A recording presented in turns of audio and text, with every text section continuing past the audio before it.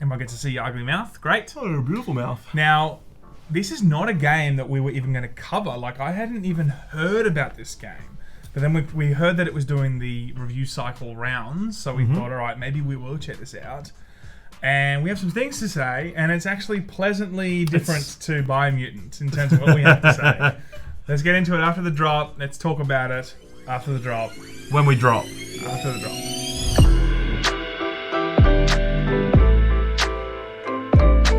So what did you think? Okay, well, why don't we explain what Biomutant is? Biomutant is a bad game, is what it is. Why don't we explain? Well, Necromunda originally was a tabletop board game set within the Warhammer 40k universe. Yep. I don't play Warhammer, you don't play Warhammer. This is our first introduction, really. I've known the aesthetic of Warhammer, but this is the first time I really looked at it and kind of started to delve into that world. And I've been pleasantly surprised. One thing is, if you want a comparison to what this is, think of an amalgamation between Wolfenstein and Doom, kind of that fast-paced, shooter of Doom, but also the architecture and the world, kind of like Wolfenstein, but not really. But that's kind of the closest comparison I can think of if you've never experienced Warhammer before, which I really hadn't. So this was a new experience for me, and a new experience for you too. What did you think of it? High-level thoughts at the beginning. On the highest level, On the highest of levels. I absolutely loved this game, and What a surprise, huh? I absolutely loved it, and it's like it's not going to win any awards. It's not going to win the Nobel Prize in Literature for its writing. It's not going to win. You know what I mean?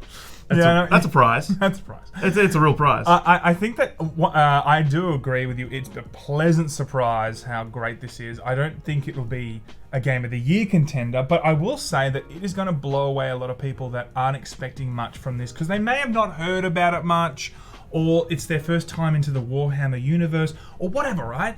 A lot of people are going to really find this enjoyable if you like Doom, if you like Wolfenstein, or you just like that type of gameplay. This has executed that in an amazing way. I would go so far to say, before we go into the details, that this is a great Doom alternative for a lot of people. If they love Doom, but maybe they didn't love how the story was presented, or they didn't love certain aspects of it. Well, they just want more. They just want more of it, even. Yeah, this is going to be a great thing to delve into, and I think that you will probably love this. So yeah, look, essentially what you do in Necromunda is you play as this bounty hunter. I can't even remember his name, to be honest with you. Mr. Munda. First name, Necro. So Mr. Munda. Mr. Munda, yep. No, so he plays a bounty hunter who sort of made their base in Martyr's End. From here, you're given some really generic story, which doesn't really matter in this instance. It's not a story game. And you essentially go out and you make your way through a series of story missions and rinse and repeat. So you go out, you kill a bunch of things. Between each mission, you come back to Martyr's End. There's a guy who can enhance your cybernetic augments. You can enhance the cybernetic abilities of your Mastiff, your doggy. And, there's an armorer. You can buy weapons. You can upgrade your weapons. Essentially, kit yourself out, go in and do another mission. Yep. And structurally, that's kind of what Necromunda is. Okay, so what did you like about it? The biggest thing is obviously the gunplay. I don't know if I'm crazy. I thought the gunplay in this game was excellent. The controls, at least on you played on with I a played control. both. I played with control and I played on mouse and keyboard just to see what it was going to feel like. I was blown away by how great it did feel actually on a controller. There was a slight, you had in the options you could put the amount of auto aim you wanted, but it just felt good. Sam turns it up to 100. That's why I really like the As game. high as it possibly could be. No, but it actually just felt really well calibrated. But even with the mouse and keyboard, it really felt fantastic. But it wasn't just like, oh, this feels like Doom. It also had a flavor of Call of Duty with looking down the scopes really fast, and even the wall running like Titanfall did, and also Call of Duty did in the past too. But but the core of it did still feel very Doom-esque in that really fast, gory combat, and it felt like it was really spot on for a game that I felt originally was going to just try and be a carbon copy. It executed it so well in terms of the gunplay that I felt like it stands out on its own, personally. As I said, you're not playing this game for the story. We'll get up to that later. You're not playing it for any other reason but how the guns feel, how moving around feels, and how it feels to kill things. The combat is excellent. The time to kill is just Really perfect. Everything dies exactly when you expect it to, when you want it to. Apart from those giant mechs, man. They're took strong. forever. Yeah, Okay, there's a lot of tanky spongy enemies too. We should also mention that. But you just have this overall sense of power. Like, you've got some med kits where you can just heal up normally, but it's also got a very Bloodborne style of health regen, where as soon as you take damage, you can then just continuously heal all the damage you've taken. So it really incentivizes you to stay in the fight. Yeah, to stay in the fight, or actually to go into the fight. Like, instead of a health regen where you hide behind and, you know, the screen gradually gets less red and then you feel courageous enough to go out. Like, you'll be on a sliver of health, you'll just throw a grenade in, start yeah, exactly. Start shooting. I really want to take you to a place where you're imagining what it's like to be Mr. Necromunda. Yeah, Mr. Munda. Look, I do think the strength of this game, in the core of it, is why you're playing this for 12 or 15 hours, which is roughly what the game's going to end up being for you. Could be 10, could be 15. Mine was 10, yeah. Mine was about 12, right? You know, it is the gameplay, and I think that is... I was blown away by how great it did feel and how much it constantly kept you engaged. But what I will say is, once you start playing this game for 3 or 4 hours, the beginning of the game gives you what you're going to experience. There's nothing fundamentally that changes throughout that is going to reinvigorate the experience, if that makes sense. I don't know if you felt the same, but, you know, once you play the first 3 or 4 hours and you understand the mechanics and you understand the weapons and you kind of experience the world, there's nothing that really jumps out halfway through that really kind of brings it to the next level. It's kind of, you know, at the beginning, what it is really what you get. Yeah, but I don't really think that's, in this instance, I don't think it's a negative, because the game just feels so good. It's like, for me, that's like saying Skate is not a good game because you're always riding a skateboard. No, what I mean is, like, Doom, for instance, Doom has great mechanics, but the way that it keeps you, that it reinvigorates itself in some capacity, is it gets really cool weapons as you go on. It seems like 3 or 4 hours into the game, you're able to very much get all sorts of different types of weapons, and it's based on a rarity class more than like, you've got to level 4, this is when you get the shotgun, or this is level 7, this is when you get the BFG. Like, it's not built that way. So in that regard, I did feel like after a while, I felt like it had played all its tricks. Yeah, I guess we just disagree about that. I really liked the weapon variety. I really liked the pace at which it gave you new weapons. There's a vendor in Martyr's End where you can go and just buy whatever you want. The weapons are quite expensive, so you won't really be able to buy what you want until a little bit later. But I mean, I guess we just disagree. I agree to disagree. Agree to disagree. But I think the most important point about it is that the game really just wants you to have fun with its systems. Like, I basically always had grenades. It's always just feeding you grenades. Just throwing grenades. Always I'm just throw grenades. I was like, do I have unlimited grenades here? It's not capping you off. You know, I ran out of ammo once in the final boss. Like, the only time I was clamoring for ammo was in the end. The shotgun, it has 40 shots. 400 ammo before you clips. have to rewind. Rewind. It has 40 shots in the chamber before you have to reload it. Like, and the reload has 400. Like, and the auto shotgun just keeps going and going. It just doesn't want you to stop. It's just fun. It felt like this is a perfect example of a game. Like, Biomutant was also a game that felt like they were passionate about it. Fine, right? We didn't love that game, but this feels like it didn't bite off more than it could chew, and it was made by passionate developers that really love Warhammer, but also love the genre of what they were trying to get into in terms of Doom or Wolfenstein. You know, like, they knew that they want to keep the actual combat fast, keep it engaging, and you know, when you're playing these games, you don't want to have to constantly look at the ammo and see how much you have left or whatever. You want to be in the moment, and they really understood that, and they made this game being fully aware of what makes this fun more than, like, you know, what makes it challenging or whatever. Do you know what I mean by that? Like, it doesn't cap you at the knees. Like, it's just go out and have fun. So we've said fun a lot because the game is fun. Well, okay, well then, what didn't we like about this? Because there's a few things I know we've frothed over this game for the last 13 minutes or whatever it is, but, like, let's actually talk about what we didn't like. Now, one thing that you experienced, because we have very similar rigs, not these rigs. I've got a better rig than Sam. In terms of our PCs, although other rigs are better, PC-wise, we had the same one. You had bad performance issues when I really didn't actually have that many issues. Yeah, look, I had some pretty inconsistent performance at the start. I tweaked with the settings a fair bit. Didn't really find a solution, but then ultimately I did find a solution. It would have this really aggressive resolution downscaling, which I just had to turn back up to 100, and I was fine. There was still some juddering. I really noticed that it would chug a lot in the first like 20 seconds of a mission, when it kind of felt like it was still loading a lot of the elements of the level. Yeah. It did sort of smooth out. I would do some research as to your system, the system requirements of the game, and your specific system. I think if you've got a computer that's not quite as current or as quite as competent, I'm not an expert here, but you might run into some issues. I think there might be some optimization issues. Sure. Nothing that really hampered my experience, especially when I could sort of fix it. Yeah, I think in terms of actual bugginess or whatever, there are moments where you're loading a mission and you can start walking forward for a moment, then it cuts to a loading screen, you got to press proceed. Like, there's some jankiness, and I don't know if that's a first day patch. But one thing I will say is I didn't actually have such a buggy experience that I don't think a major 1 day patch at the beginning, first day patch, there we go, can actually completely fix a lot of these bugs. I'm talking minor bugs, like you hear someone talking in the background when your focal point is the girl at the bar and you're trying to get the next quest. Just like audio bugs here and there. There was also, I don't know, did you get lines of dialogue that were skipping themselves?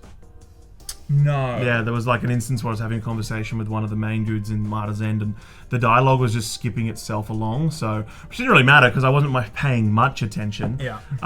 But yeah, little things like that. I mean, not necessarily excusable, but it just didn't matter to me. It might matter to someone else, so worth being mentioned. Yeah. I would say that also another aspect, if the combat is so strong, well, you would hope that there's a lot of enemies to complement that strong combat, and that's one thing that I did feel it lacked a bit. 4 or 5 hours in, you have experienced pretty much all the enemies. They're just kind of, maybe they have, like, the troll has a bit more armor on or something, or it doesn't really give you anything else after, a few hours into the game. And I do feel like a lot of games in this kind of space, what they do is they just try and fill the room with more, you know? Towards the end of the game, they're just making you have to kill more of them and filling the room with more heavies that take longer to kill, instead of actually introducing new and interesting, enemies that will, keep it, revitalized. It didn't really do that. So that's one thing I didn't love. I'm going to come off sounding like an apologist here, but yeah, like there may have been a lack in enemy variety slightly, but again, it just didn't matter to me because shooting the enemies that were on screen. The shooting the enemies that were on screen were just so much fun. It was just so much fun. We can also we can agree that the combat's good, but when we can also separately talk about the enemies, and you also thought that there was a lack of diversity in the enemies, right? Well, diversity is an old wooden ship used during the Civil War era. Of course. I don't know why you're bringing that up. But the enemy variety, look, I don't want to spend too much time on it, but it just didn't matter to me. Like, there's really a lot of humanoid enemies. They've all got, some of them are different types of guns. There are some that can teleport around. There's some with, electrical attacks. There are these big mechs. There are these big golem-y looking things. There are dogs. I mean, for me, that was enough. It might not be for other people, and if it isn't for you, that's fair, but I didn't have a bad experience because of it. It was just something that I noticed was lacking. What I think was an issue was there were these enemies that had all these different types of elemental attacks, and the core loot game is based around, you've got like this vest and these charms that have status resistances, and they didn't mean anything. That's one thing. That's what I was going to move on to. I feel like there's this loot game that's there, and it kind of wants to be a bit more impactful than it really ends up being. There's toxic, radiation, fire, like incendiary, and like electricity. They're like the 4 resistances. I did not notice once when I was being attacked by any type of resistance. Damage was just damage, and especially when you've got that bloodborne healing mechanic where you can just shoot something to get that health back, it really didn't matter. So at the end of every mission, when you're presented with this like screen of all the gear that you've got, and you kind of have to drag it over to you and what you want to keep and what you want to sell, it just felt it felt really tacked on. It just felt time consuming. It just didn't make any impact on anything. I agree. I think the loot system in here was not necessary because what Doom kind of did was kind of what they should have done here. Maybe they just didn't want to copy it too much or whatever, but you should have been like level 3, you get a new item and then you can customize that particular item. You don't want to have this rarity loot game where you're looking through on the menu to see, is that better than that one? Or it it didn't fit. It didn't fit. It wasn't really necessary, especially when you have such a fast-paced nature to this game. You really just want to be able to get into it and not be stuck in menus trying to figure out if this particular semi-automatic has a little bit more accuracy than the other, and it just, I don't know, it just didn't feel necessary and boring. I think those systems can be good. Definitely, I'm not saying that in certain games, but in this one, not. What I'm saying is it wasn't implemented well. I think if they'd really taken the time, maybe they didn't take the time, maybe they didn't know how to, I don't know. But at the end result was you had a lot of stats that didn't matter, and you were bogged down by this sort of inventory screen that, you know, it forced you into the inventory screen at the beginning of every mission. And I was just like, why am I doing this? I just press, when I found out don't need it. the items I wanted, most of the time I'll just press no, I don't want to mess with this, I'm happy, you know? So, yeah. But like apart from that, final thoughts. I think that this is still a great experience. There are some things that you can feel like they were still figuring out how to best execute this in terms of maybe the loot game. And maybe it feels like the enemy diversity isn't great, but like at the core of it, 12 hours of this game or 10 hours, it's a fantastic experience. And I really look forward to the next game that these developers bring out if it's in the same vein as this. Yeah, like I honestly loved this game.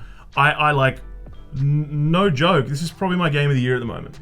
What? I loved this game, and it's not perfect, and it's got some rough edges, you know. What else have we played? Like Resident Evil, Returnal. Like, I loved Returnal, but I just love what this game's done, and I reckon this will be my game of the year until September when Repentance comes out on Switch, and then I can play Binding of Isaac. But other than that, this is that. This is it. Clank. Like, it knows what it wants to be. It's fun. The gunplay mechanics are so good, at least on PC.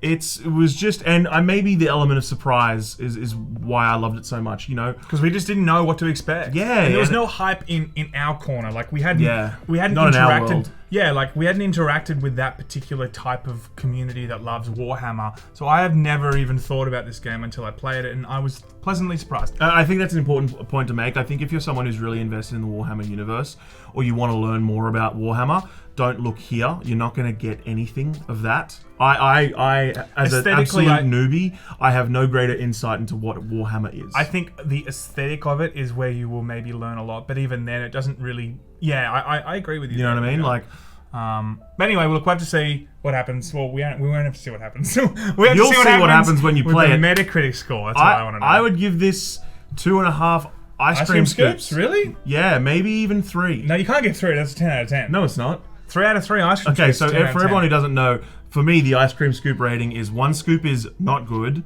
2 scoops is pretty good, and 3 scoops is unbelievably good. Okay, doesn't so you're giving it 3. Doesn't mean it's perfect. I'm going to give it a 2 and 2.75 ice cream scoops. Really good for what I was expecting. It's not a 3, not 3 ice cream scoops, but it's really enjoyable. Check it out, especially if you love Doom.